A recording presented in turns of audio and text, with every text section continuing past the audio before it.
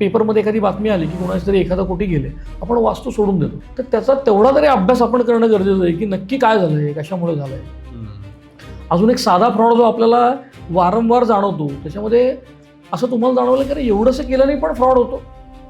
काय होतं, एखादा माणसाचा तुम्हाला फोन येतो आणि सांगितलं होतं की तुम्हाला लॉटरी लागली आहे बरं का, तर तुम्हाला काही करायचं नाही आहे. ते शासनाकडनं लॉटरी लागली असल्यामुळे तुमच्या अकाउंटमध्ये पैसे जमा होणार आहेत, काय 10 लाख रुपये जमा होणार. तर तुम्हाला काय करायचं, फक्त आम्हाला तुम्ही OTP द्या.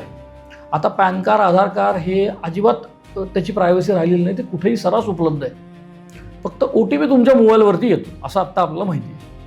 आता आपण त्यावेळेला जर का विचार केला की मी जर का OTP दिला तर काय होणार आहे, मी OTP कधी वापरतो, तर तो वापरतो त्याच वेळेला ज्या वेळेला माझ्या बँकेतनं पैसे कट होणार आहे. तर एखादा माणूस पैसे जमा करण्यासाठी OTP लागतो का, तर नाही लागत. पण एवढ्या कॅज्युअल पद्धतीनं आपल्याशी बोललं जातं आणि आपण ते पटकीने मान्य करतो आणि आपण त्याला OTP पाठवून देतो.